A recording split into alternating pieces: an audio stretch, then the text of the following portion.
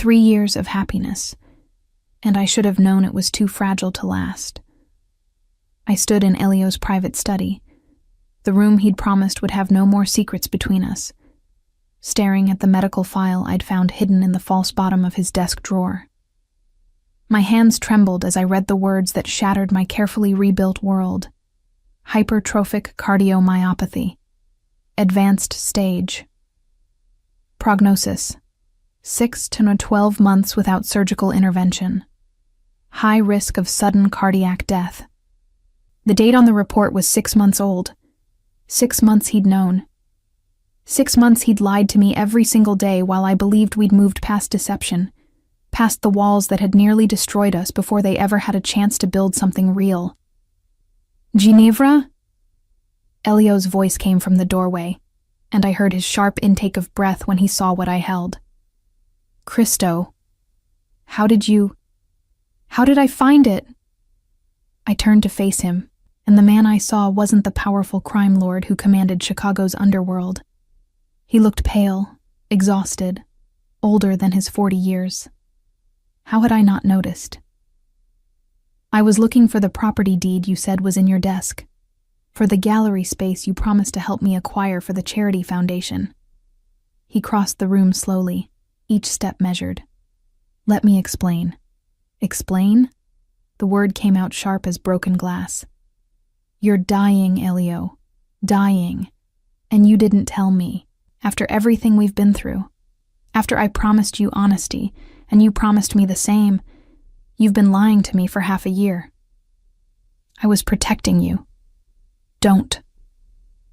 I held up my hand, rage and terror warring in my chest. Don't you dare use that excuse. We had this fight 3 years ago. You don't get to protect me from the truth. That's not how marriage works. That's not how partnership works. He flinched as if I'd struck him. I didn't want you to worry. Didn't want you to look at me the way you're looking at me right now, like I'm already dead. I'm looking at you like you're a liar. I threw the file onto his desk. What else haven't you told me? What other secrets are you keeping? Nothing else. His jaw tightened. Just this. Just that you're dying. I laughed, but it sounded broken even to my own ears. Just that every morning I wake up next to you might be the last. Just that our daughter might lose her father before she's old enough to remember him. Just that small thing. Ginevra, does Bruno know? I demanded. Does Dr. Caesar? His silence was answer enough. Of course they do. I pressed my hands to my face, trying to contain the scream building in my throat. Everyone knows, except your wife. The woman who's supposed to be your partner, your equal. I'm just the fragile thing you need to shield from reality. That's not true. He moved toward me, but I stepped back. The hurt in his eyes mirrored my own. You're the strongest person I know, Ginevra. But this, I couldn't burden you with this. Burden me? The words exploded from me. You think dying alone is better than letting me help you. You think keeping this secret is protecting me when all you're doing is stealing whatever time we have left? There is no time left. His control finally cracked, his voice rising to match mine. The surgery has a 40% survival rate. 40%, Ginevra. That means there's a 60% chance I die on that table. And if I survive, I'll be weak for months. Vulnerable. And in this life, showing vulnerability gets you killed. Gets your family killed. So your plan was to just drop dead one day and leave me to pick up the pieces? I shook my head, tears finally spilling down my cheeks. Leave Elena without a father. Leave me without you. All because you were too proud to admit you're human, that you need help. My plan, he said quietly, was to handle this myself, to settle my affairs, ensure you and Elena would be protected, provided for, to make sure that when I'm gone, no one would dare threaten what's mine. I'm not yours to protect like property. The old argument, the one we'd supposedly resolved years ago, was back with vicious clarity. I'm your wife, Elio, your partner, and partners don't keep dying from each other. He sank into his desk chair, the fight draining from him. In that moment, he looked every bit the dying man the medical file declared him to be. I'm terrified, he admitted, his voice barely audible. Not of dying. I've made peace with that. But of what happens to you and Elena when I'm gone. Of leaving you vulnerable in a world that will see you as weak without me. I wanted to go to him, to hold him, to tell him everything would be okay. But the betrayal was too fresh, the hurt too raw. You've been treating me like the same sheltered girl you married, I said instead. The one you claimed not to want, the one you thought couldn't handle your world. But I'm not her anymore, Elio. I proved that when I ran your organization while you recovered from Vitale's attack. I proved it when I found Vitale and brought him to you. I've proven it 100 times over these past 3 years. I know. Do you? I challenged. Because from where I'm standing, you still see me as something fragile that needs protecting. Not as the woman who can stand beside you through anything, including this. He looked up at me, and I saw my own pain reflected in his gray eyes. What do you want from me, Ginevra? The truth, always the truth. I moved to the window, staring out at the Chicago skyline that had become as familiar as my own heartbeat. And I want you to fight. Not alone, but with me. To take the surgery, to let me help you through recovery, to trust that I'm strong enough to protect what's ours while you heal. The surgery has a 40% survival rate, I interrupted, which means 40% chance you live. Those aren't terrible odds, Elio, but doing nothing, that's a 100% chance you die. And I won't accept that. I won't let you give up because you're too proud to be vulnerable. It's not about pride. He stood, crossing to me. This time I didn't step away when he took my hands in his. It's about legacy. If I'm weak, if I show weakness, the other families will sense it like sharks scenting blood. They'll come for us. For you. For Elena. Then we make sure they don't see weakness, I said, a plan already forming in my mind. We make sure they see strength. My strength. His brow furrowed. What do you mean? I mean it's time I stopped being the boss's wife and started being the boss myself. I held his gaze steadily. You have the surgery. You take whatever time you need to recover, and I run the family in your absence. Ginevra. You said yourself I'm the strongest person you know, I reminded him. Prove you meant it. Give me control. Real control, not just managing charities and attending galas. Let me into the business side, the real business. Teach me everything you know, and then trust me to use it. He stared at me for a long moment, something like awe dawning in his expression. You're serious. Completely. I squeezed his hands. You want to protect us? Then give me the tools to protect myself. Stop shielding me from your world and make me part of it. Truly part of it. The other families will never accept. They'll accept what we tell them to accept, I interrupted. You're Elio Vieira. When you say your wife speaks with your authority, they'll listen. And if they don't, I smiled, cold and calculating in a way I'd learned from watching him. We'll make them. A slow smile curved his lips, the first genuine one I'd seen since finding that damned medical file. You've been paying attention. I've had an excellent teacher. I pulled one hand free to cup his face.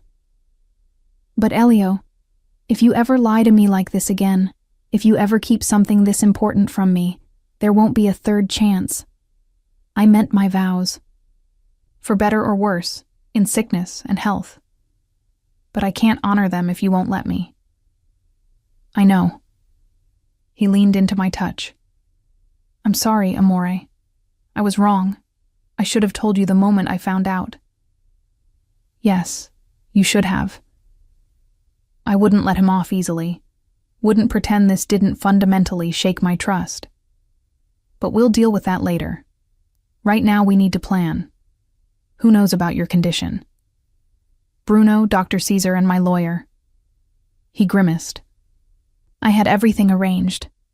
New wills, trust funds, security protocols for after you died and left me to figure everything out alone. I finished flatly. Well, those plans are changing. Starting now. Over the next hour, Elio walked me through everything he'd kept hidden. The medical reports, the specialist consultations, the surgical options he'd been considering and rejecting. Dr. Caesar had recommended a surgeon in Switzerland, a woman named Dr. Alba Moretti, who specialized in exactly this type of high-risk cardiac surgery. The surgery itself isn't the only risk, Elio explained, pulling up files on his computer. The recovery period is extensive, months of limited activity, of being unable to work, of being human instead of superhuman, I supplied. I understand, which is why we need to start my transition into leadership now, before the surgery. That way, when you go under, there's no power vacuum, no appearance of weakness. He studied me with those penetrating gray eyes. You've really thought this through. I've been thinking about it since Vitale's attack, I admitted. About what would happen if something happened to you. About what I would do, how I would survive. I just didn't think I'd have to implement it so soon. I'm sorry, he said again, and I heard the weight of genuine remorse in his voice. For keeping this from you, for not trusting you with it. Show me you're sorry, I said, turning back to face him fully. Show me by treating me as your equal from this moment forward. No more secrets. No more protection through deception. We're in this together, Elio. All of it. He pulled me into his arms, and I let him, breathing in his familiar scent of sandalwood and expensive cologne. Together, he agreed against my hair. I'll call Dr. Alba tomorrow, schedule the surgery, and tonight we tell Bruno and start planning your coronation. His hand slid up my spine. The families need to see that Ginevra Vieira isn't just my wife. She's my partner, my equal, my successor if necessary. The word successor sent a chill through me, but I pushed past it. Then let's make sure they never forget it. That night, after Elena was asleep and Bruno had been summoned for an emergency meeting, I stood beside Elio in his study while he outlined the plan to his most trusted lieutenant. You want Mrs. Vieira to take over operations? Bruno's weathered face showed surprise, but not disapproval. While you undergo surgery? Not just while I'm in surgery, Elio corrected. Starting now. Ginevra will begin attending all meetings, learning all aspects of the business. By the time I go to Switzerland, she'll be ready to run everything in my absence. Bruno's gaze shifted to me, assessing. With all respect, boss, some of the old guard won't like this. Women don't run families. Women don't usually, I corrected, stepping forward. But I'm not usual, Bruno. I found Vitale when everyone else failed. I commanded Ilio's men and they followed. I've proven I can think strategically, act decisively. The only question is whether the old guard is smart enough to recognize an asset when they see one. A smile tugged at Bruno's lips. The boss taught you well. The boss married well, Elio countered. He just took too long to realize it. Over the following weeks, my education began in earnest. Elio walked me through every aspect of his empire. The legitimate businesses that provided cover and cash flow, the less legitimate operations that provided real power, the network of alliances and obligations that held the entire structure together. I learned about the shipping routes that moved not just legal cargo, but also things that never appeared on manifests. About the construction companies that laundered money through inflated contracts. About the politicians and judges whose loyalty was purchased and maintained through careful application of carrots and sticks. It was dizzying and sometimes nauseating, but I absorbed it all. Because Elio was right about one thing. Knowledge was power. And I needed every scrap of power I could gather. The key, Elio explained one evening as we reviewed territory maps, is understanding that everything is negotiation. Violence is expensive, messy, draws attention. Better to make people believe cooperating with you is in their best interest. And when they don't believe that, his smile was cold, then you remind them what happens to people who don't cooperate. But you do it precisely, strategically. You don't burn down the forest to catch one rabbit. I thought about Vitale, about the precision with which Elio had eliminated that threat. You make it sound like chess. It is chess. Except the pieces are people. And losing doesn't just mean game over. It means death. He studied me carefully. Are you sure you want this, Ginevra? Once you step into this world fully, there's no going back to being just the charitable wife who attends galas. I was never just that, I reminded him. You just didn't see it. But I do want this, not because I crave power, but because I refuse to be helpless. I refuse to be the widow who gets devoured by sharks because she doesn't know how to swim in deep water. You won't be a widow, he said firmly. I'm going to survive this surgery. 40% chance, I reminded him gently, which means we prepare for both outcomes. If you live, I'm your partner in running this empire. If you don't, my voice caught despite my best efforts, then I'll run it alone, and I'll be good at it, because you're going to teach me everything. He pulled me close, his heart beating steadily against my ear. For now. You're terrifying when you're determined. Good, I murmured, because that's exactly what they need to see. Not the boss's fragile wife, but someone as dangerous as you are. Someone who can't be intimidated, manipulated, or destroyed. The first test came 2 weeks later, when Elio called a meeting of the 5 family heads who controlled Chicago's underworld alongside the Vieiras. It was held in neutral territory, an upscale restaurant that Elio owned, but that served as a traditional meeting ground. I dressed carefully. A tailored black suit that was elegant but severe, my grandmother's ruby necklace as my only jewelry, my hair pulled back in a sleek chignon. I looked like power, because that's what I needed them to see. Remember, Elio murmured as we entered, they'll test you, push boundaries, make crude comments, try to rattle you. Don't react. Show them you're made of steel. The 5 men were already seated when we arrived. Giovanni Russo, the oldest and most traditional. Leon Conti, Elio's former mentor who'd been semi-retired for the past 5 years. Noel Torres, who controlled the South Side. Mario Fabri, who ran the docks.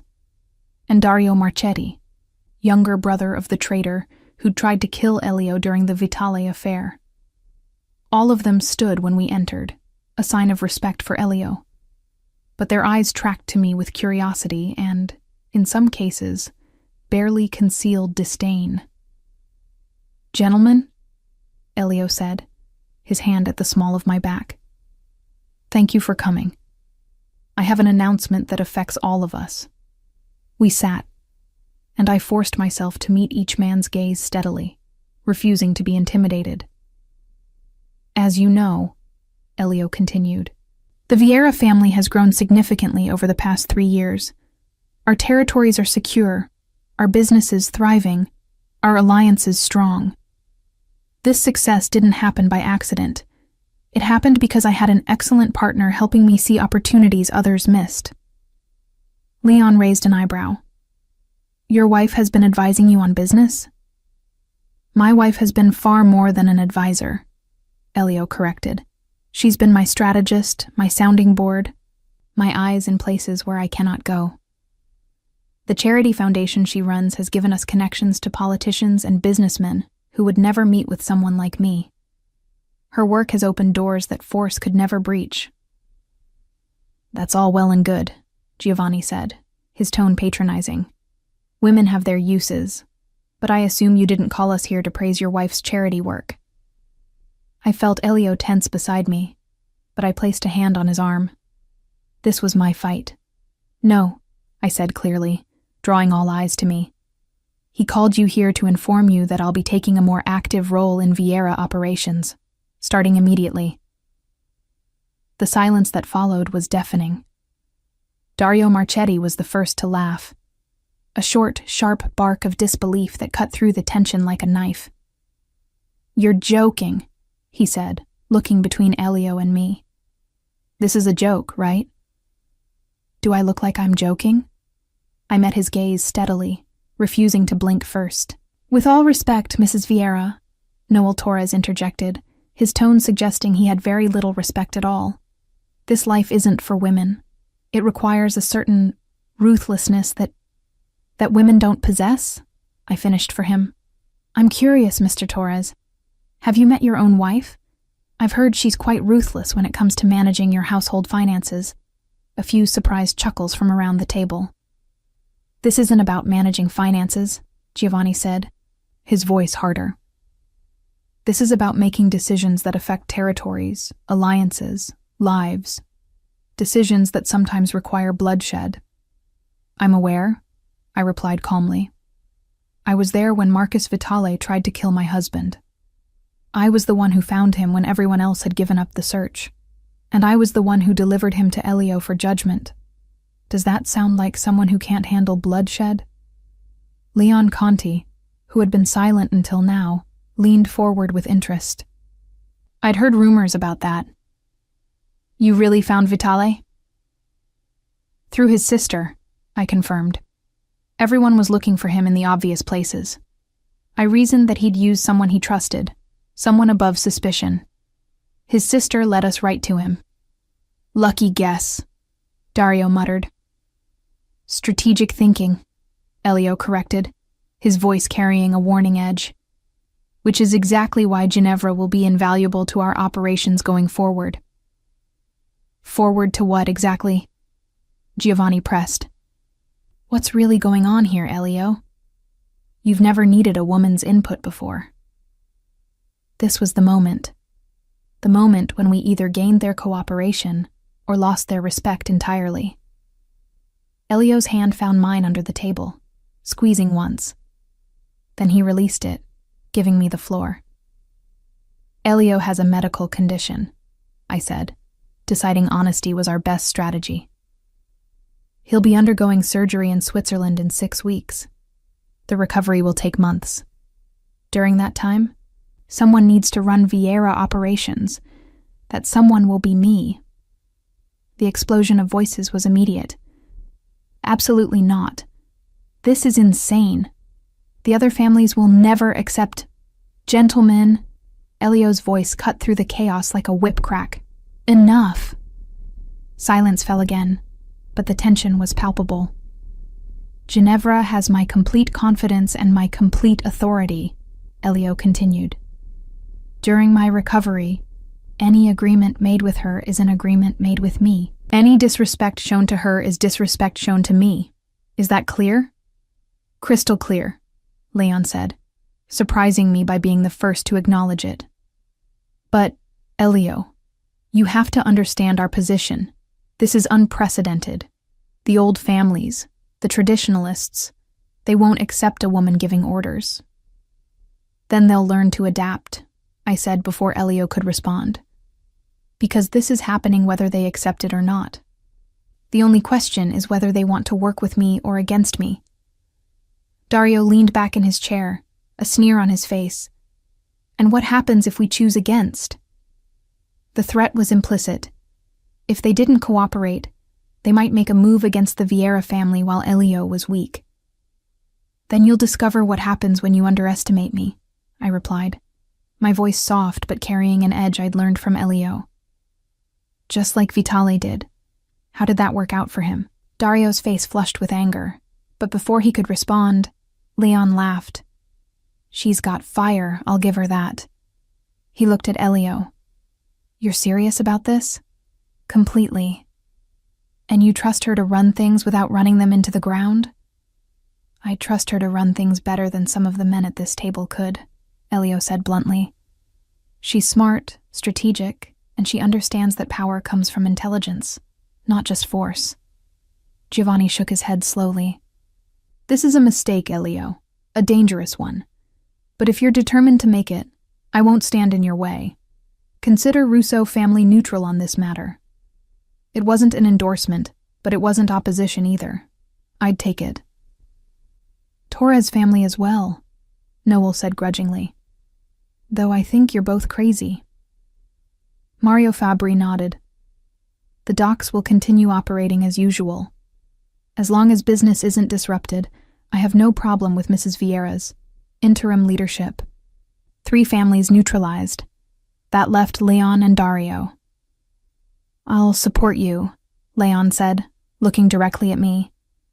On one condition. Name it, Elio said. I want to be Mrs. Vieira's advisor during your recovery. Someone she can call for guidance on matters of delicacy. It was a reasonable request, and probably a smart one. Leon had decades of experience and was widely respected. Agreed, I said before Elio could. I'd value your counsel, Mr. Conti. Leon, please, if we're going to be working together, we should be on familiar terms. That left Dario, who was glaring at me with undisguised hostility. And you? Elio asked him. What's the Marchetti family's position? My position, Dario said slowly, is that this is the worst idea I've ever heard. But I also remember what happened to my brother when he challenged you, Elio. So I'll stay out of it. But don't expect my cooperation. Or my respect. I don't expect either, I replied calmly. I'll earn them, just like I've earned everything else in this life. The meeting ended shortly after, with the families filtering out one by one. Leon stayed behind, approaching me with a calculating look. You did well, he said. Better than I expected, actually. Thanks. I wasn't sure if that was a compliment or not. Word of advice, he continued, glancing at Elio, who was speaking with Bruno near the door. Dario's pride is wounded. His brother died because he challenged Elio. And now he sees a woman taking power where his brother failed. He'll be a problem. I figured as much, I admitted.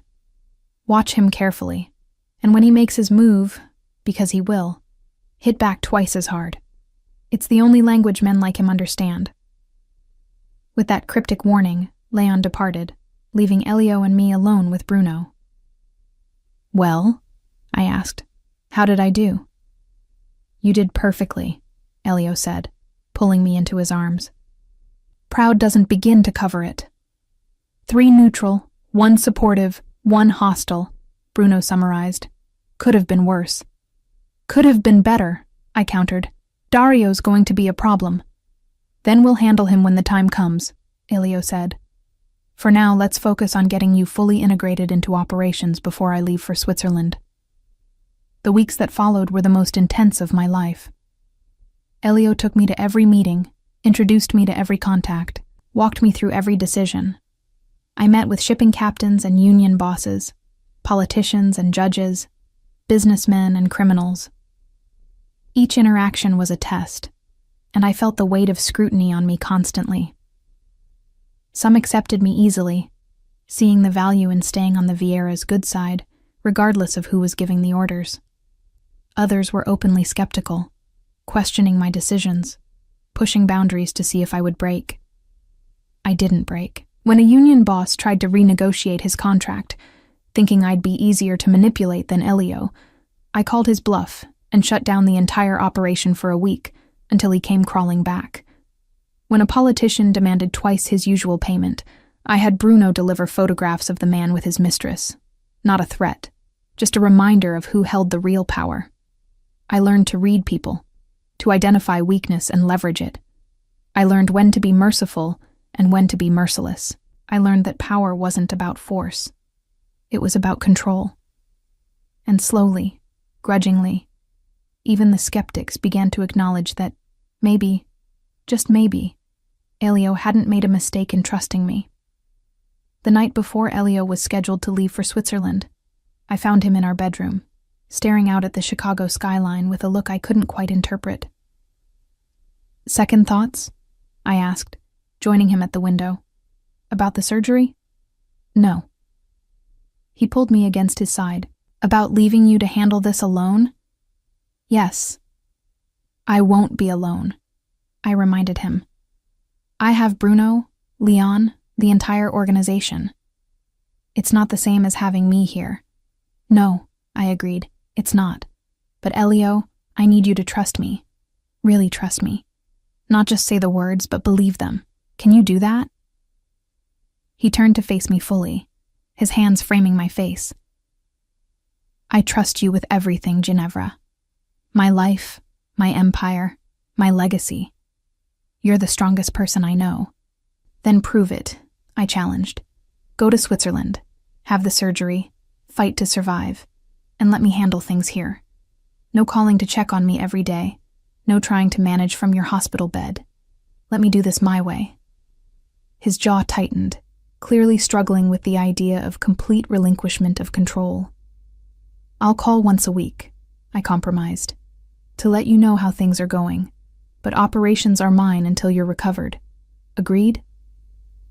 "Agreed," he said finally, though it clearly cost him. "But Ginevra, if anything goes wrong, if Dario or anyone else makes a move against you, then I'll handle it." I rose on my toes to kiss him. "Stop trying to protect me from the life you brought me into. I'm not that sheltered girl anymore. I'm your partner, your equal. Trust that I can do this. I do trust you." His arms tightened around me. "I'm just terrified of losing you." "Then survive the surgery," I whispered against his lips.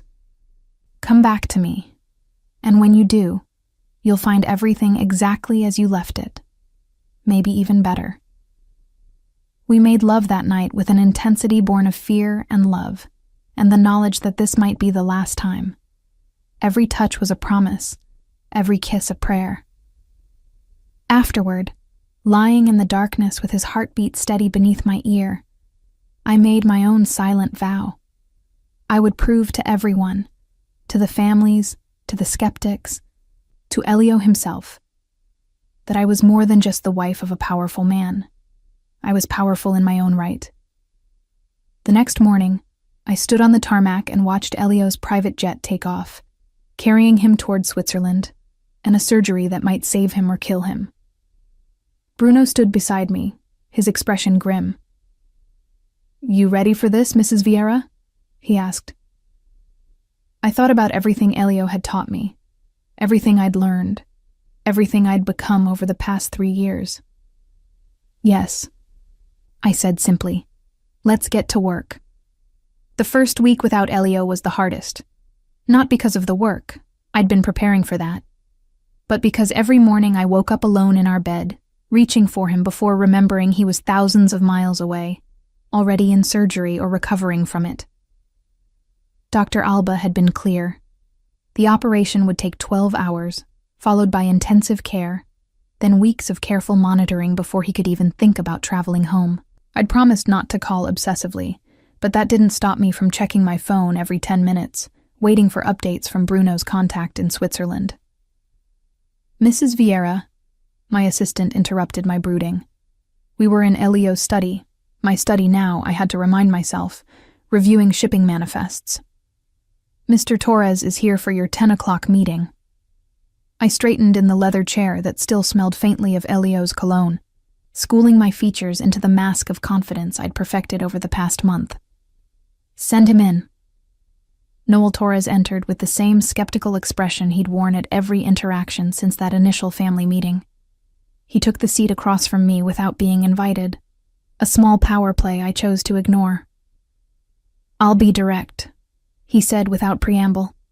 "The South Side routes are mine. They've always been mine. Elio understood that. And I understand it too," I replied calmly, "which is why I'm not asking to take them over. I'm asking for a temporary increase in your processing fees." His eyes narrowed. Why? Because 3 of our regular shipping contacts have been arrested in a federal sting operation. Until we can establish new relationships, we need to route through your channels. The increased volume justifies increased compensation. How much increased? I named a figure that was generous but not extravagant, enough to make it worth his while, not enough to seem desperate. Torres leaned back, considering. And when your regular contacts are back online? Then we return to the previous arrangement. This is temporary, Noel. I'm not trying to encroach on your territory. I'm trying to keep our mutual business flowing smoothly during a difficult transition period. He studied me for a long moment. Elio would have just told me to do it. Wouldn't have asked, wouldn't have offered extra compensation. I'm not Elio, I said simply. I'm building my own relationships, my own way of doing business. You can either profit from that, or we can have a more traditional negotiation. Your choice. A smile tugged at his lips. You drive a hard bargain, Mrs. Vieira. I learned from the best. He stood, extending his hand. You have a deal. And Ginevra? For what it's worth, I think you might actually pull this off. After he left, I allowed myself a small smile of victory. One potential problem neutralized. My phone buzzed with a text from Bruno. Surgery underway. No updates for 8 to 10 hours minimum. My stomach clenched, but I pushed the fear aside. I had work to do. Falling apart wouldn't help Elio. Wouldn't help me. Wouldn't help anyone. The afternoon brought a meeting with our construction company managers, where I had to navigate a dispute about union contracts without letting them see how little I actually understood about building codes and labor regulations. I bluffed my way through it, making decisive rulings that could be adjusted later if necessary, projecting confidence I didn't entirely feel. By evening, I was exhausted and still no word from Switzerland. Go home, Bruno said, finding me still at my desk at 8 p.m. Get some rest. I'll call you the moment we hear anything. I can't just sit at home waiting, I protested. Then don't sit. But you're no good to anyone if you work yourself to death before the boss even makes it through recovery. His weathered face softened. He'd want you taking care of yourself. He was right, but that didn't make leaving any easier. The estate felt cavernous without Elio. I checked on Elena, already asleep, kissed her forehead and whispered promises I hoped I could keep. Then I retreated to our bedroom, changed into one of Elio's shirts, and tried not to think about the surgery happening half a world away. I must have dozed off, because Bruno's call jolted me awake at 2 a.m. He's out of surgery, Bruno said without preamble. It went well. Better than expected, actually. Dr. Alba says the next 48 hours are critical, but she's optimistic. Relief washed through me so intensely I thought I might be sick. Can I talk to him? He's sedated, won't be conscious for at least another day. But Ginevra? Bruno paused. He made it through the worst of it. The odds are in his favor now. I thanked him and ended the call, then promptly burst into tears I'd been holding back for days. Elio was alive. The surgery was successful. Now I just needed to prove I could hold his empire together while he healed. The second week brought my first real challenge. Dario Marchetti requested a meeting, ostensibly to discuss territorial boundaries on the north side, where our operations bordered his. I agreed, bringing Bruno and 2 other trusted men, meeting in the same neutral restaurant where Elio had announced my new role. Dario arrived with his own entourage, his expression smug in a way that set off alarm bells in my head. Mrs. Vieira, he said, settling into his chair with exaggerated casualness. Thank you for agreeing to meet. I have a business proposition for you. I'm listening. The Northside territories have been disputed for years. Under Elio's leadership, we maintained an uneasy peace. But now, he spread his hands. Circumstances have changed. I'm proposing a reallocation of those territories, specifically, the docks and warehouses you currently control. You want me to just hand over valuable assets? I kept my voice level despite my rising anger. On what grounds? On the grounds that you don't have the manpower to protect them properly, he replied. With Elio gone, you're vulnerable. I'm offering to take those territories under Marchetti protection, for your own good. How generous. I didn't bother hiding my sarcasm. And what do I get in return for this charitable donation? My assurance that the rest of your territories remain unmolested. His smile didn't reach his eyes. Considerate. Insurance. So there it was. The challenge Leon had warned me about. Dario wasn't asking. He was threatening. Give him what he wanted or face the consequences.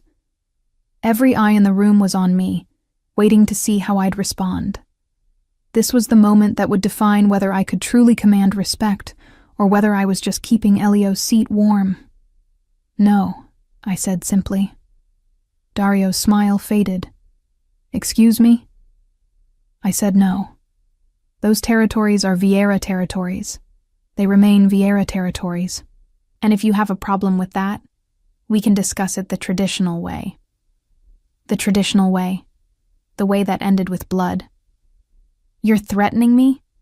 Dario leaned forward, his voice dropping dangerously. You've been in charge for 2 weeks, and you think you can threaten a family that's been in this city for 3 generations? I'm not threatening you, I corrected.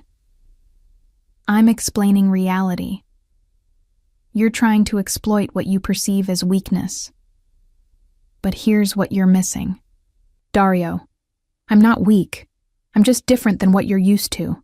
And that makes me more dangerous, not less. I stood, signaling the meeting was over. The answer is no. The territories stay with the Vieiras. If you want to push this issue, you know where to find me. But I promise you, you won't like how it ends. I walked out before he could respond, Bruno and my men falling in behind me. My heart was pounding so hard I thought it might break through my ribs. But I kept my spine straight, my stride confident. Once we were in the car, Bruno exhaled slowly. That could have gone better. Or worse, I countered. He showed his hand. Now we know he's planning a move. And we know you won't back down. Bruno's expression was approving. The boss would be proud. The boss would tell me I should have anticipated this and prevented it before it became a confrontation. Maybe, Bruno conceded, but he'd also say that sometimes you have to draw a line and dare people to cross it. You just drew yours. That night, I called Switzerland for my weekly update. Elio was awake now, recovering faster than expected, though still weak. How are things there? He asked, his voice raspy but stronger than I'd expected.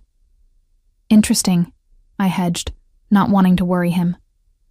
Torres is cooperating, Leon has been invaluable, and the business is running smoothly.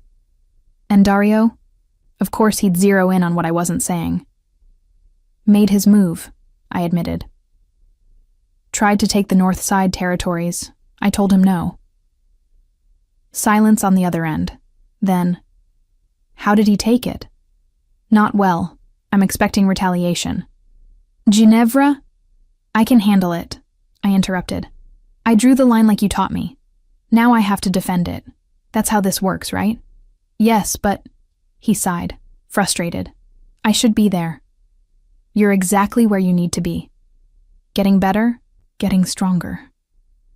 I softened my tone. Elio, I need to do this myself.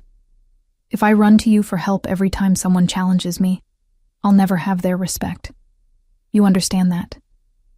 I understand it. I don't like it, but I understand it.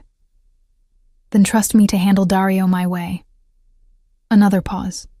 Be careful. He's more dangerous than you think. So am I replied. That's what he's about to learn. After hanging up, I called Bruno. I need you to pull together everything we have on Dario Marchetti. Every business, every property, every transaction. I want to know where he's vulnerable. You're going after him? I'm preparing to defend myself, I corrected. But if he comes at me, I'm going to make sure he regrets it. The attack came 3 days later. One of our warehouse shipments was hijacked. The truck stopped by armed men who wore masks but whose allegiance was obvious.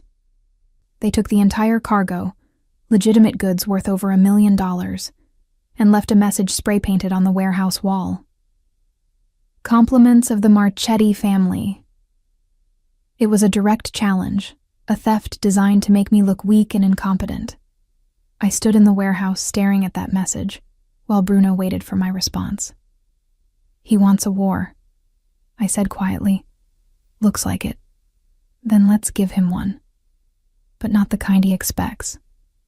Over the next week, I implemented a plan that would have made Elio proud. I didn't strike back with violence. That's what Dario expected, what he was prepared for. Instead, I hit him where it hurt most: his wallet. Using the intelligence Bruno had gathered, I discovered that Dario had overextended himself recently, borrowing heavily from associates to expand his operations. His cash flow was tight, dependent on several key businesses running smoothly. I systematically disrupted every one of them. The restaurant that laundered his money suddenly failed a health inspection, forcing it to close for renovations. The shipping company he used lost its contract with the Port Authority due to administrative concerns. The construction projects that provided cover for his operations tied up in permit disputes that would take months to resolve. None of it could be traced directly back to me. I used the connections Elio had built, the favors he'd accumulated, the politicians and bureaucrats who owed the Vieira family. I pulled strings I didn't even know existed until I started looking. Within 2 weeks, Dario's cash flow had gone from tight to critical. Leon called me personally. "I don't know how you did it, but whatever you're doing to Marchetti is causing him serious problems. His people are starting to jump ship." "I have no idea what you're talking about," I replied innocently. Though I did hear he was having some business difficulties. Such a shame. Leon's laugh was genuine. "Elio taught you well. This is more elegant than anything he would have done."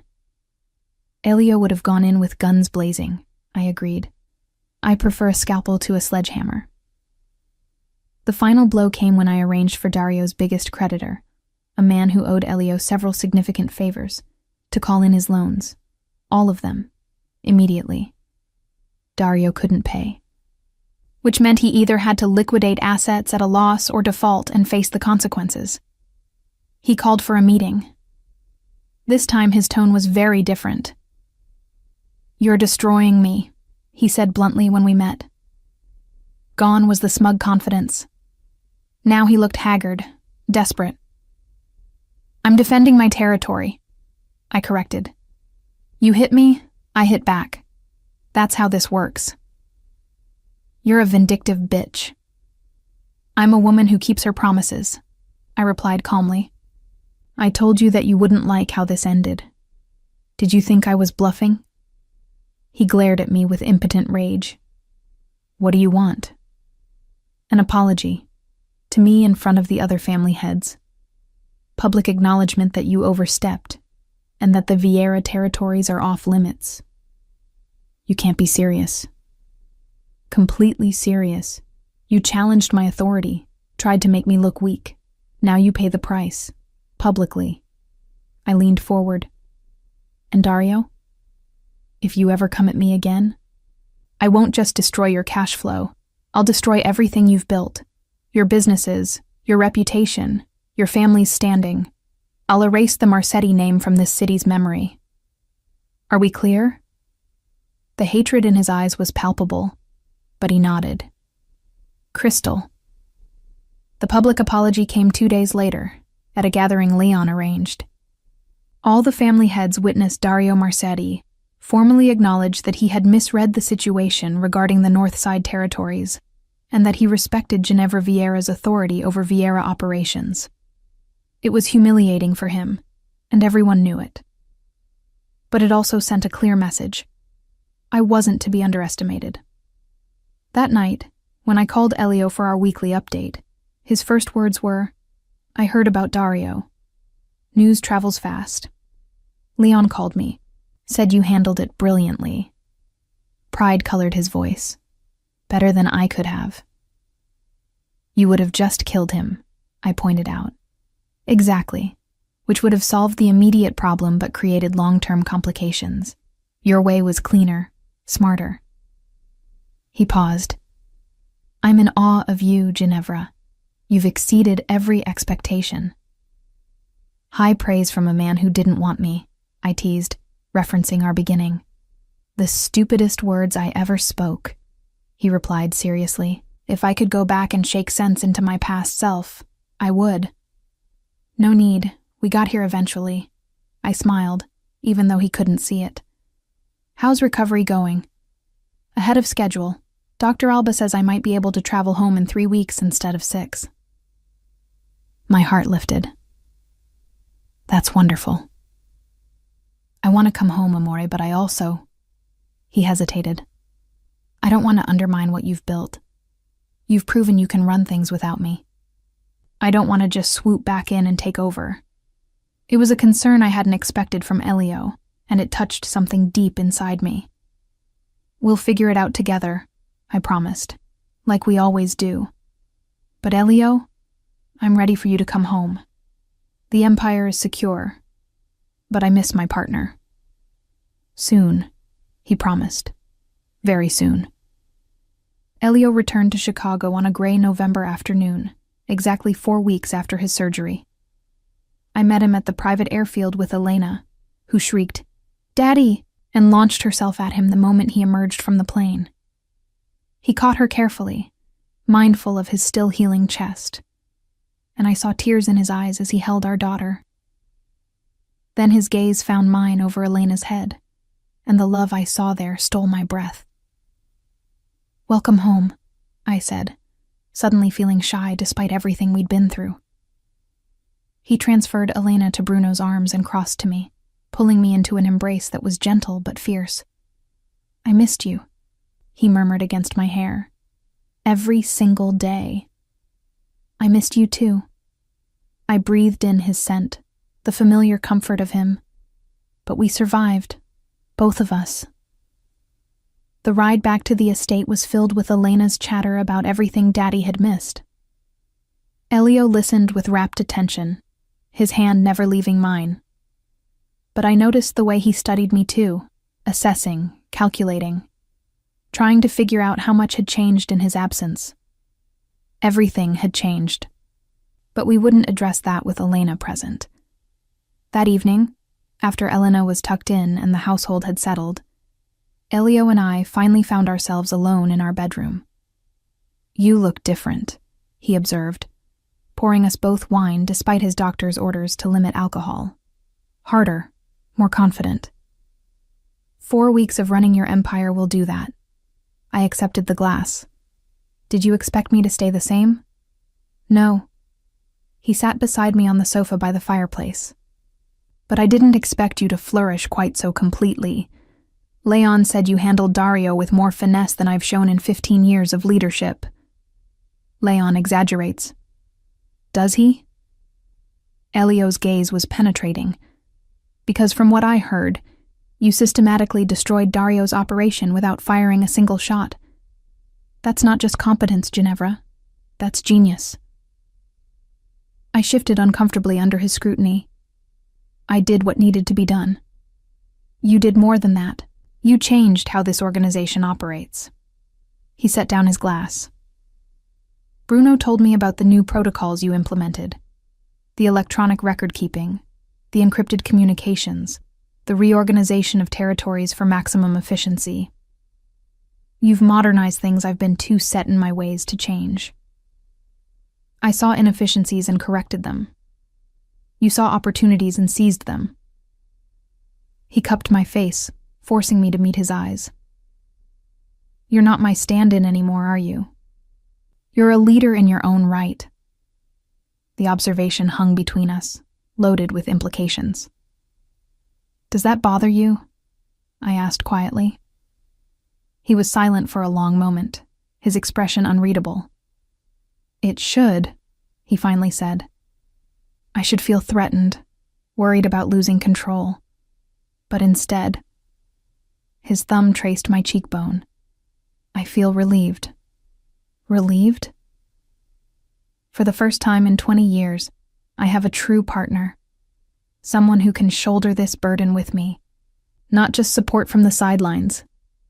His voice grew rough with emotion. You have no idea what that means, Ginevra. How liberating it is to know I'm not alone in this anymore. I set down my own glass and straddled his lap, careful of his healing incision. You were never alone.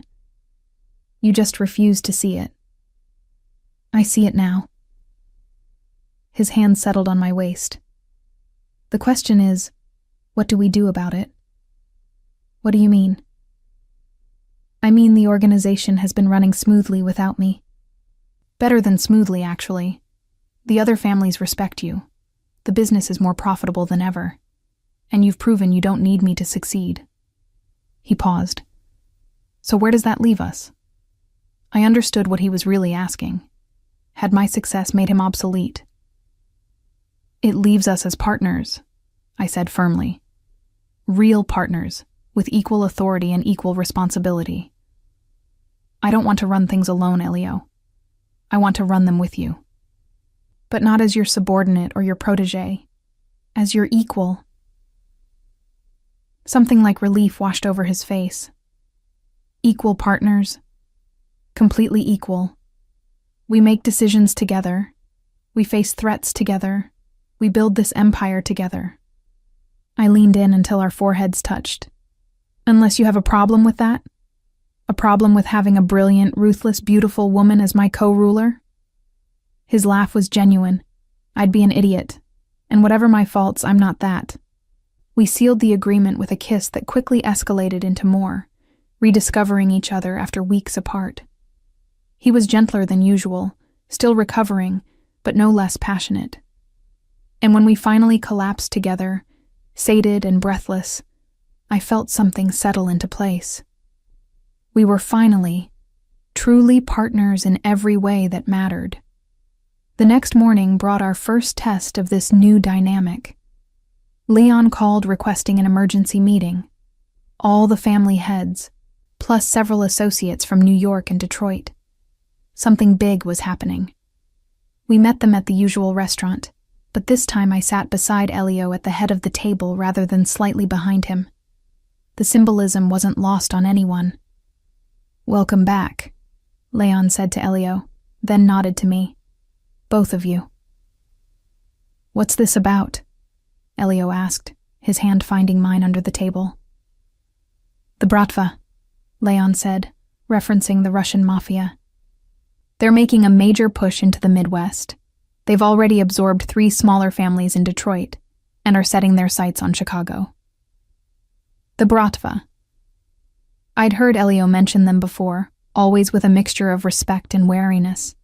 They were old school, brutal, and commanded resources that rivaled any American organization. "What do they want?" I asked. "Everything," Noel Torres replied grimly. "They want to control all major ports, all smuggling routes, all high-level operations, and they're not interested in negotiating territories. They want complete dominance." "That's not going to happen," Elio said flatly. "Easy to say," Giovanni Russo countered. "Harder to enforce. They have numbers and firepower that we can't match individually." "Then we don't face them individually," I said, an idea forming. "We present a united front." All eyes turned to me. "Explain," Leon prompted.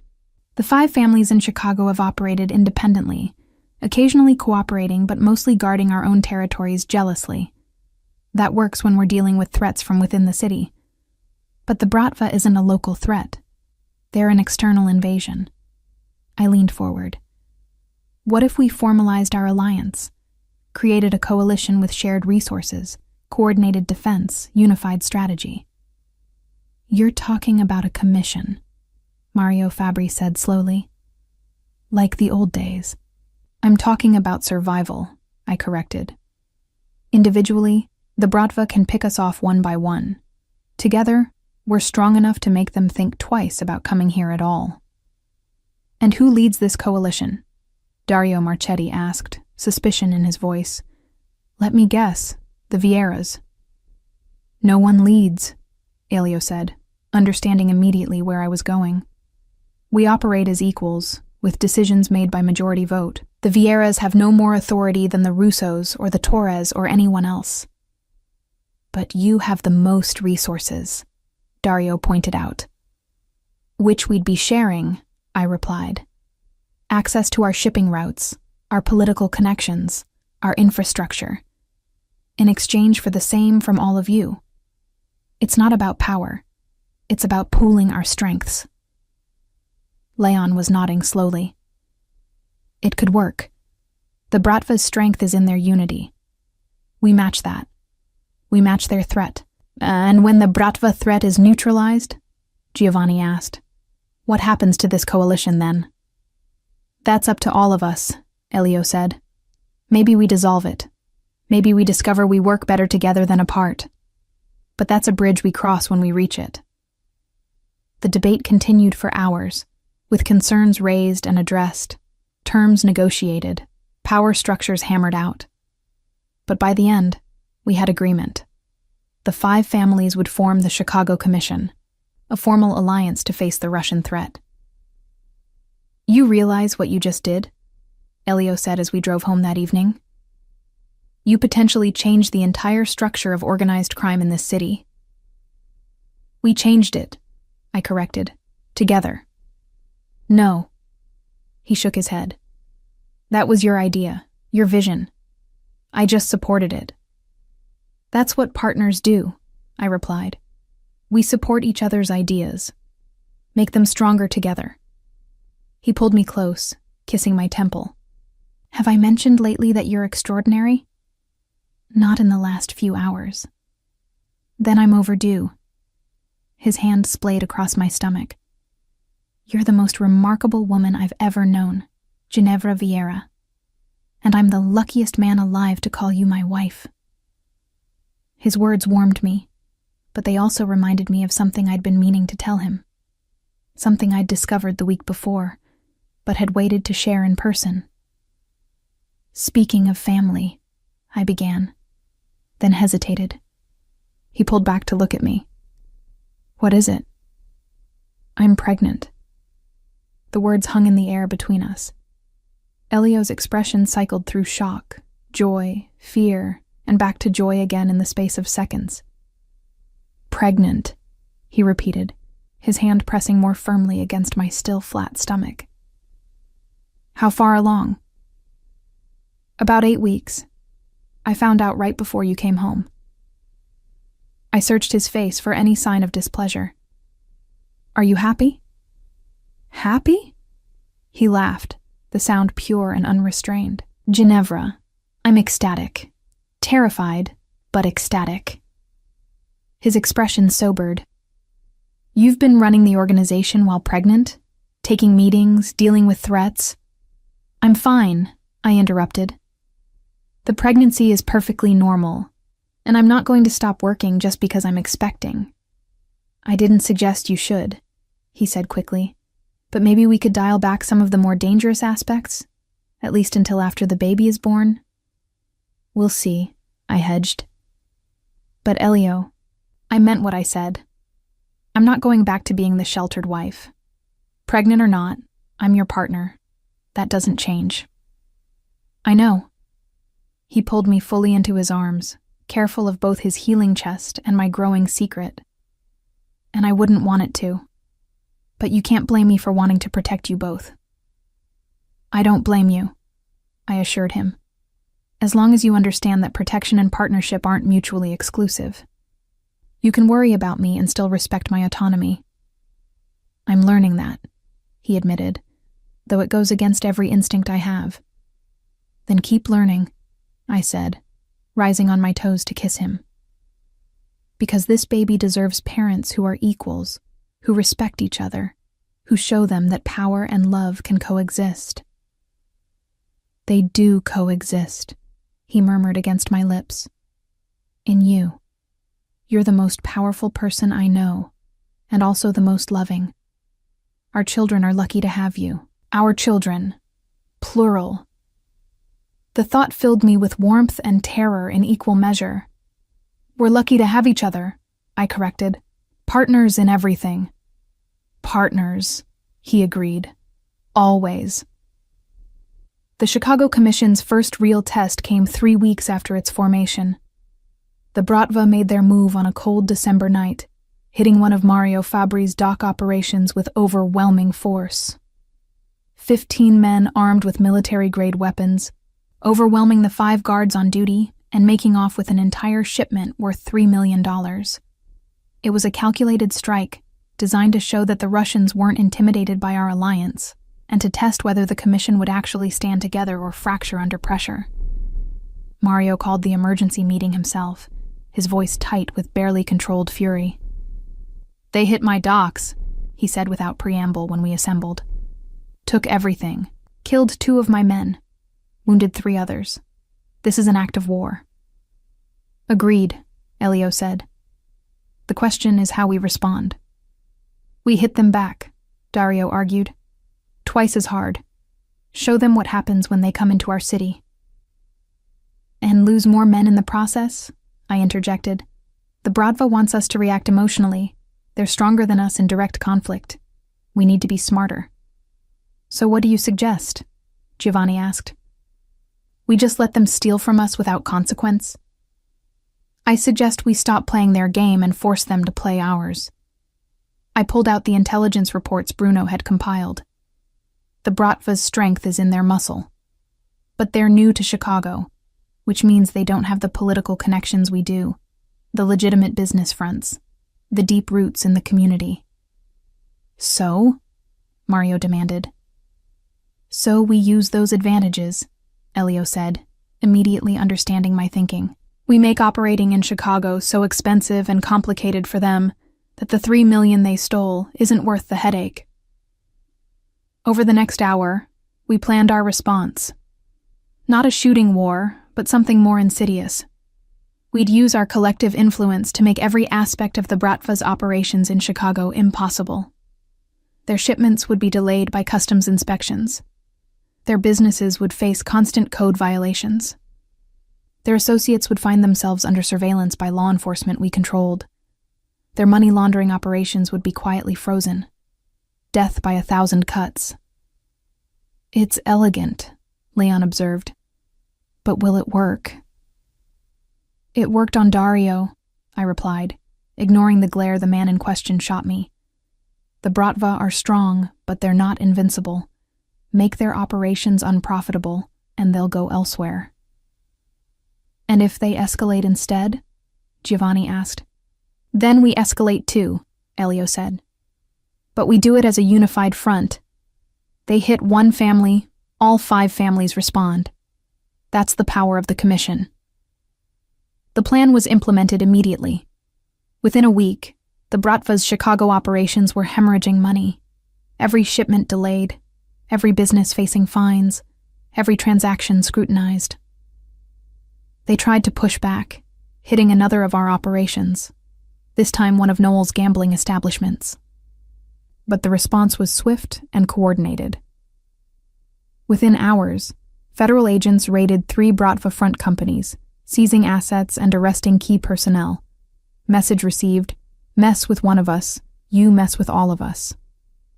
The Bratva's representative requested a meeting. His name was Alexei Volkov, a man in his 50s with cold eyes and the kind of stillness that came from absolute confidence in his own lethality.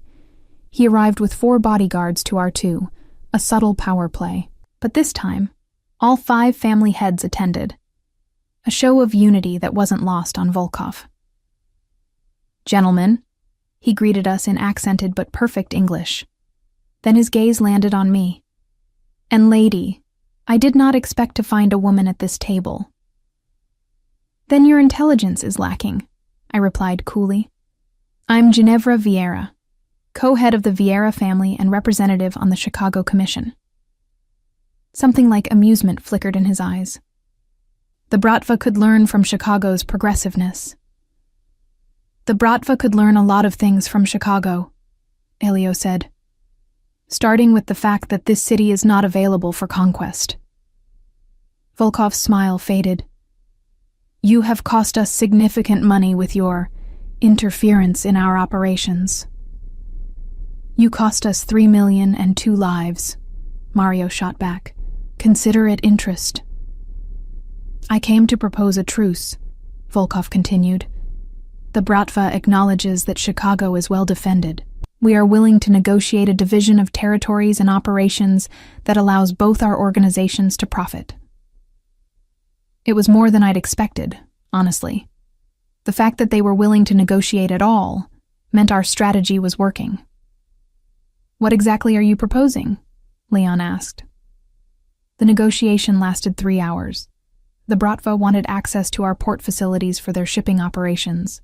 In exchange, they'd stay out of our gambling, construction, and political spheres. They wanted a foothold, not domination. We need to discuss this privately, Elio said finally. Give us 24 hours. After Volkov and his men left, the real debate began. We can't trust them, Dario insisted. This is just a ploy to get inside our operations. Probably, I agreed. But it's also an acknowledgement that they can't take Chicago by force. That's a win. A partial win, Giovanni corrected. If we let them in, even in a limited capacity, we're giving them a foothold they can expand later. But if we refuse, Leon pointed out, we're guaranteeing continued conflict. More violence, more loss of life, more resources spent on defense instead of profit. The argument continued, with valid points on all sides. Finally, Elio called for a vote. All in favor of accepting the Bratva's proposal with strict monitoring and enforcement protocols? Leon, Noel, and Mario raised their hands. All opposed? Giovanni and Dario. A split vote, which according to our commission bylaws meant we needed further negotiation. I have a compromise, I suggested. We accept their proposal with a 6-month trial period. If they honor the agreement, we extend it. If they violate any terms, the deal is void, and we go back to full opposition. That way we're not committing long-term, but we're also not throwing away a chance for peace. The men exchanged glances. Slowly, even Dario nodded. I can live with that, Giovanni said. The modified proposal was presented to Volkov the next day. He accepted with minimal pushback, recognizing it as the best deal he was likely to get. You have surprising wisdom for one so young, he told me as we finalized the agreement. In Russia, women are not permitted such authority. In Chicago, I replied, we've learned that talent has no gender. Perhaps Russia could benefit from similar enlightenment. His laugh was genuine. Perhaps, though I think it will be many years before my countrymen agree. After the Russians left, Leon approached me with an expression I couldn't quite read. That was well done, he said. The compromise, the negotiation, the way you handled Volkov. Elio couldn't have managed it better. Elio would have told them to go to hell, and consequences be damned, I replied. Exactly. Leon smiled. Which is why you're good for him. You temper his instincts with strategy. We balance each other, I said. That's what partnership means. Leon's expression grew serious. There are some in the organization who question whether Chicago needs 2 Vierias in charge, who think Elio should resume sole control now that he's recovered. I felt a chill. And what do you think? I think they're idiots, Leon said bluntly. I think you've proven yourself 10 times over. And I think anyone who can't see that you and Elio are stronger together than apart is blind to how power actually works. His words bolstered me, but the knowledge that some questioned my authority stung. That night, I mentioned it to Elio as we prepared for bed. Bruno mentioned the same thing, he admitted. There's a faction, small but vocal, that thinks I should reassert dominance, that our equal partnership makes us look weak. And what do you think? I asked, suddenly uncertain. He pulled me close, his hands framing my face. I think they're wrong. I think our partnership makes us stronger. More balanced, more strategic, more resilient. You've proven that while I was gone. But if it's causing division in the ranks, then we address it directly, he interrupted.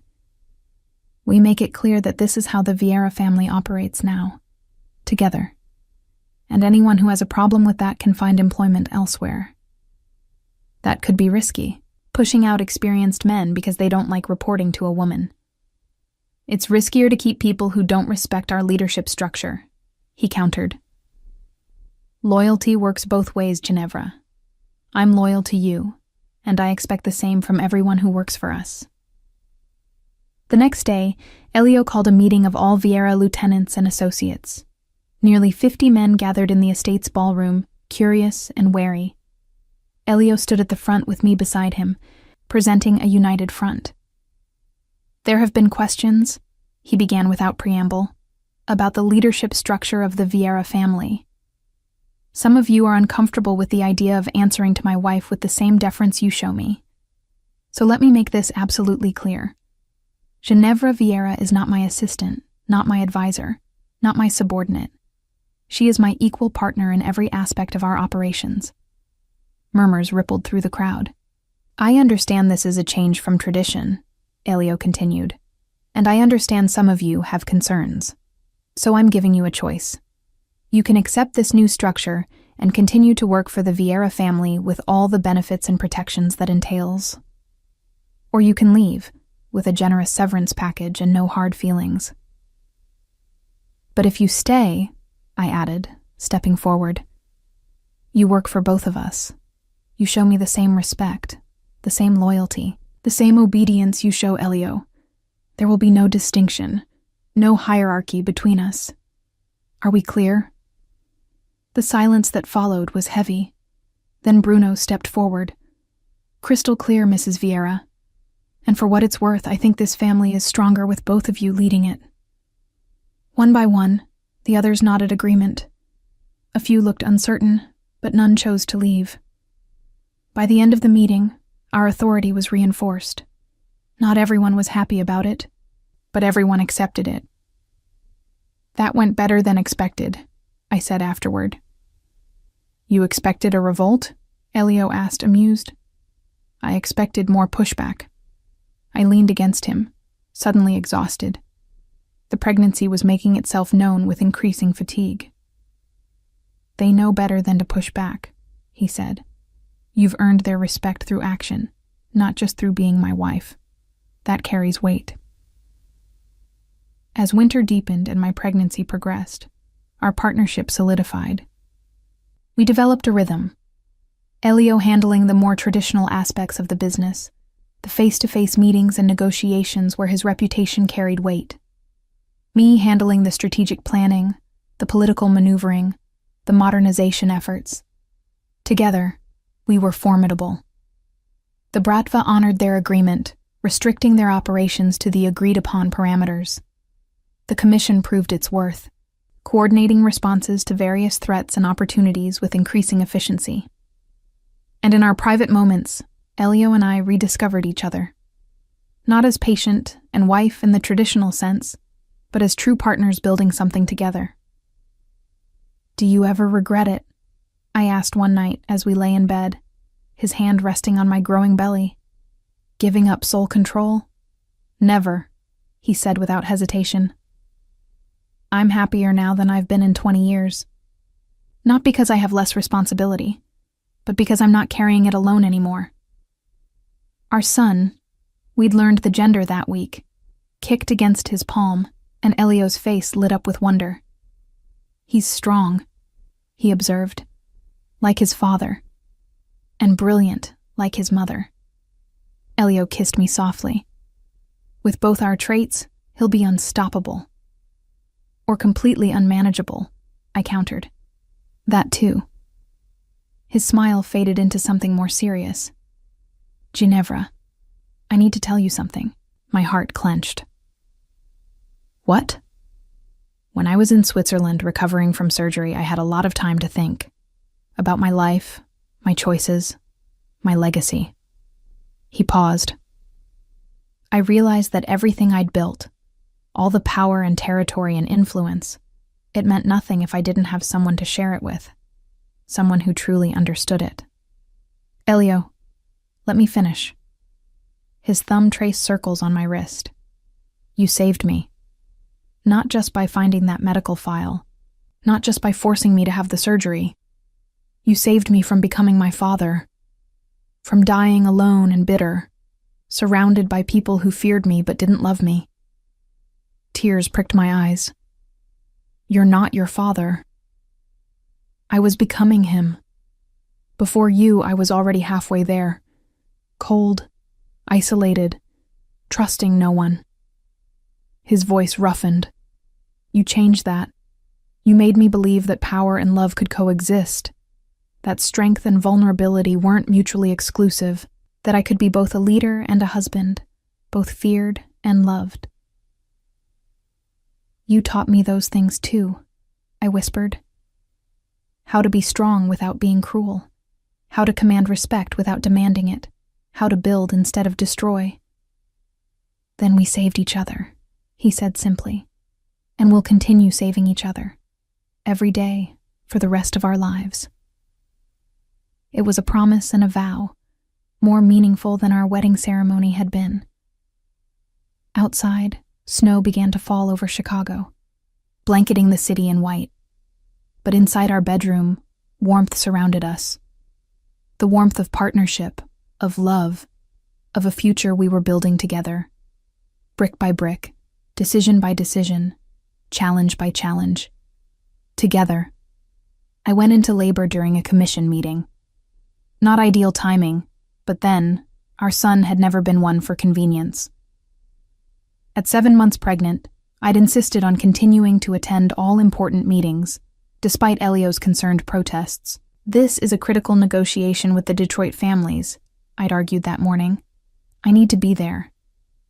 You need to be resting, he'd countered. You're due in 6 weeks, which means I have 6 weeks to continue working. He'd given up arguing, knowing it was futile. But I'd seen the worry in his eyes. The meeting was proceeding smoothly, a discussion about expanding our coalition model to other cities, when the first contraction hit. Sharp, unmistakable, and far too intense for Braxton Hicks. I gripped the edge of the table, breathing through it. Elio noticed immediately. Ginevra? I'm fine, I managed. Just... The second contraction cut off my words, and suddenly the room was in motion. Elio was beside me. Leon was calling for Dr. Caesar.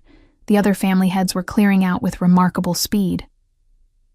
The baby's not due for 6 weeks, I gasped between contractions. Apparently he has other plans, Elio said, his voice tight with barely controlled panic as he helped me to the car. The ride to the hospital was a blur of pain and fear. Too early, the baby was coming too early. What if something was wrong? What if... He'll be fine, Elio said, reading my thoughts as he always did. You're both going to be fine. I wanted to believe him. Needed to believe him. Dr. Caesar met us at the hospital with a team of specialists. Premature labor, he confirmed after a quick examination. We'll try to slow it, but if we can't, we're prepared for an early delivery. They couldn't slow it. Our son was determined to make his entrance ahead of schedule. 8 hours later, Marco Elio Vieira entered the world weighing 5 pounds, 4 ounces, and screaming with impressive lung capacity for such a small human. He's perfect, Dr. Caesar assured us, as nurses whisked our son away to the NICU for monitoring. Small, but healthy. He'll need to stay in the hospital for a few weeks to gain weight and strengthen his lungs, but I see no cause for concern. Relief made me dizzy. Elio was pale, gripping my hand so tightly I thought he might break bones. He's okay? He asked, his voice raw. He's really okay? He's really okay, the doctor confirmed. Only then did Elio collapse into the chair beside my bed, his face in his hands. I realized he was crying. Not quiet tears, but great shaking sobs of relief and terror and overwhelming emotion. I reached for him, pulling his head to my chest, and we cried together. "I thought I was going to lose you both," he choked out. When the labor started early, all I could think was that this was my punishment. For lying to you about my heart, for putting you through that stress. "Stop," I interrupted firmly. "This isn't punishment. This is life. Complicated, messy, beautiful life. And we got through it. Together." He lifted his head, his eyes red but clear. Together. The next 3 weeks were the longest of my life. I divided my time between the hospital, where Marco was slowly gaining weight and strength, and the estate, where business continued to demand attention. "You should be resting," Elio insisted for the 100th time as I reviewed shipping manifest in the NICU waiting room. "I'll rest when Marco comes home," I countered. "Until then, I might as well be productive." He knew better than to argue. Instead, he simply took half the manifests and worked beside me, both of us keeping vigil over our son through the nursery window. Leon visited weekly, bringing updates on commission business, and refusing to discuss anything too stressful in my presence. "You just had a baby," he'd said. "The world can wait." But the world rarely waited for anyone. On Marco's 15th day of life, as Elio and I sat beside his incubator watching him sleep, Dr. Cesar approached with an expression that made my heart sink. "There's been a development," he said carefully. "Nothing concerning Marco's health," he added quickly, seeing our faces. "But there's someone here demanding to see you both. A man named Victor Kozlov." Elio's face went completely still. "Kozlov is here? In Chicago?" "Who's Kozlov?" I asked. "The Bratva's second in command," Elio said grimly. "Alexei Volkov's boss. What does he want?" "To talk, apparently. He's in the waiting room with 6 bodyguards.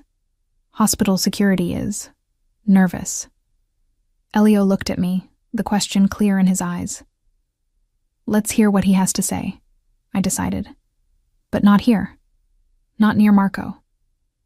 We met Kozlov in a private conference room the hospital made available. He was older than Volkov, 60s perhaps, with iron-gray hair and eyes like chips of ice. But when he saw me, still clearly recovering from childbirth, something almost like respect crossed his face. "Mrs. Vieira," he greeted me in heavily accented English. "Congratulations on your son's birth." "Thank you," I replied cautiously. "Though I doubt you came all the way to Chicago to offer congratulations." A smile tugged at his lips. "Direct. I like this. Volkov said you were unusual woman." "What do you want, Kozlov?" Elio asked bluntly. "To make proposal." Kozlov settled into his chair with the confidence of a man accustomed to being the most dangerous person in any room. "The Bratva is expanding operations in United States. But we have difficulty with local organizations. They do not trust us, do not cooperate. There is much conflict, much expense. And," I prompted, "and Chicago is different. Here there is commission. Here 5 families work together, make alliance. Is smart, efficient, profitable." He leaned forward. "The Bratva wishes to learn from this model, to propose similar arrangement in other cities." I exchanged a glance with Elio. This was unexpected. "You want to form commissions in other cities?" I asked. "Want to work with you to form commissions," Kozlov corrected. "Chicago commission as model, as, how you say, consultant. You help us establish cooperation with American families.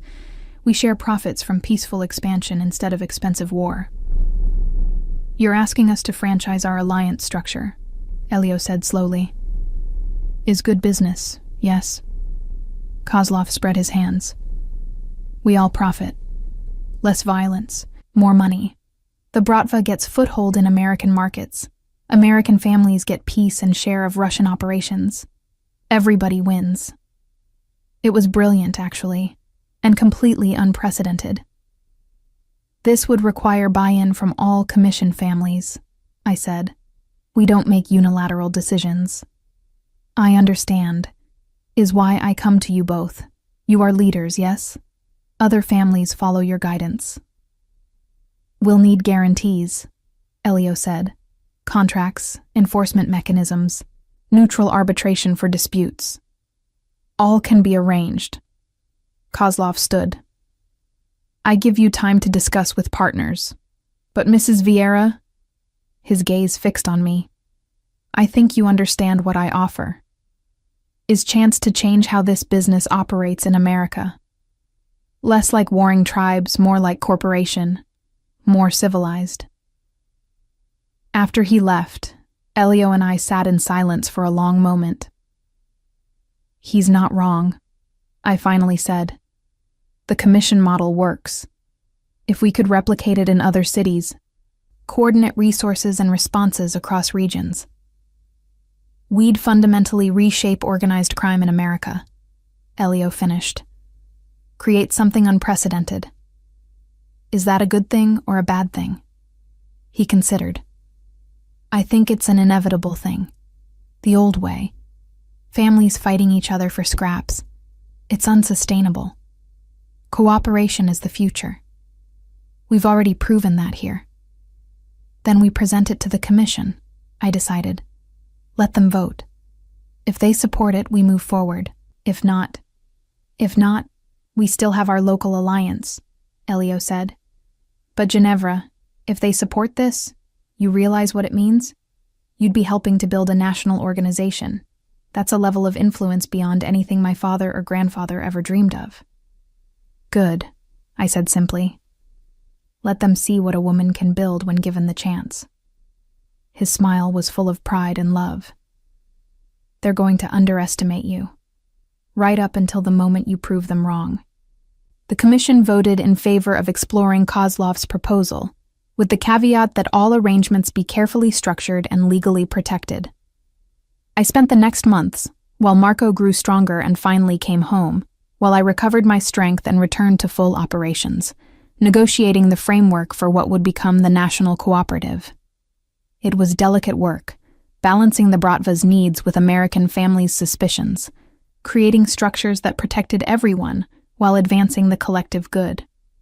Leon was invaluable, his decades of experience and widespread respect opening doors that would have remained closed to me alone. By Marco's first birthday, we had pilot programs running in 3 cities, Detroit, Philadelphia, and Miami, all modeled on the Chicago Commission, all showing promising results. You've created something remarkable, Leon told me at Marco's birthday party, watching as Elena helped her baby brother smash his cake. Your children will grow up in a very different world than we did. That's the idea, I replied. A world where cooperation is valued over conquest, where intelligence matters more than violence, where women like me have a place at the table without having to fight for every scrap of respect. You've already changed that, Leon said. Even the most traditional families acknowledge your authority now. You've proven yourself too many times to dismiss. As the party continued, I watched Elio playing with our children, his laughter genuine and unguarded, so different from the cold, controlled man I'd married. He caught my eye and smiled, and I saw in that smile everything we'd built together. An empire, yes, but more than that, a partnership, a family, a future. That night, after the children were asleep and the estate was quiet, Elio and I stood in our bedroom balcony, looking out over Chicago. Do you remember what you said when you found out about my heart condition? He asked, pulling me against his chest. Which part? I said a lot of things. You said you refused to be helpless, that you wanted the tools to protect yourself. His arms tightened around me. You've gone so far beyond that, Ginevra. You haven't just protected yourself. You've protected all of us. You've built something that will outlast both of us. We built it together, I corrected. No.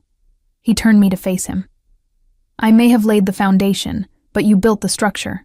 The national cooperative, the modernization of operations, the diplomatic approach to conflict. That's all you. And the strength to implement it came from watching you, I countered. From learning from you. We've always been better together than apart, Elio.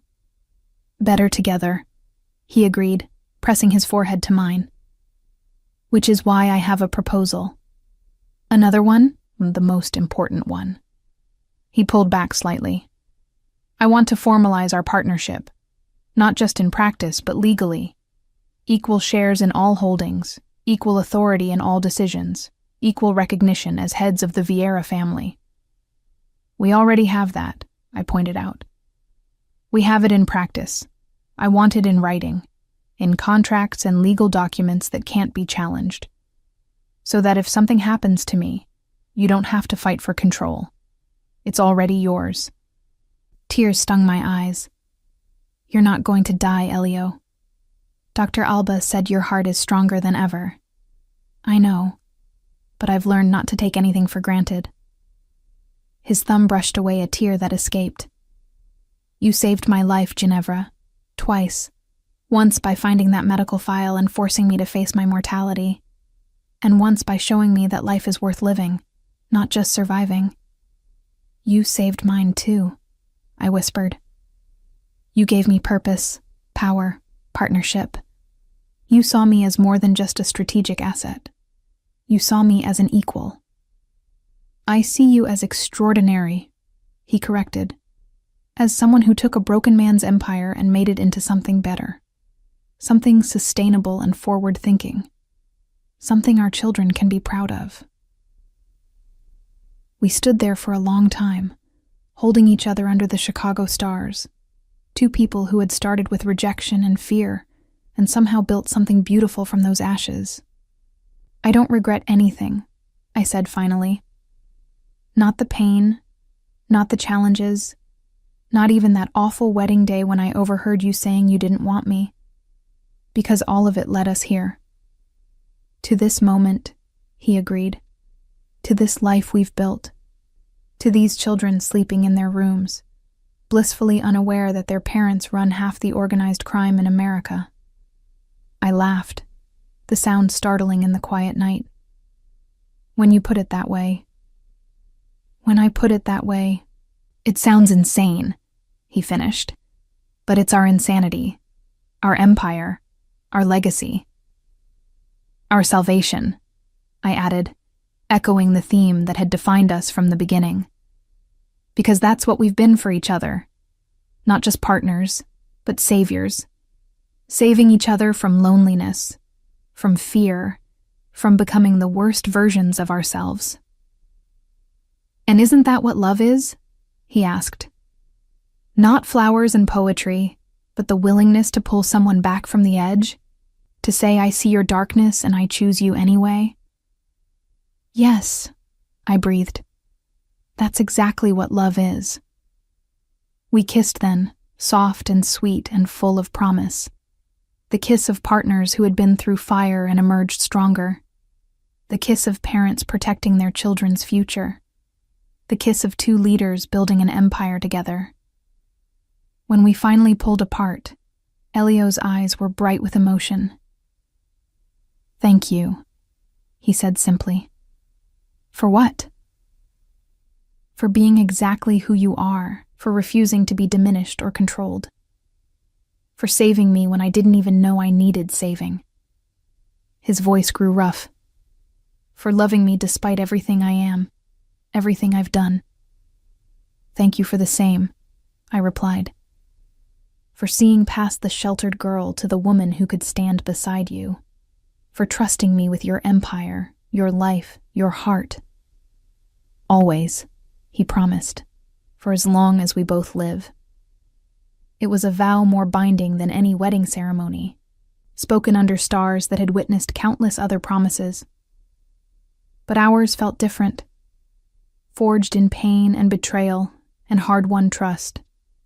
Ours felt permanent. As we returned inside, I caught a glimpse of our reflection in the bedroom mirror. The powerful couple, perfectly matched.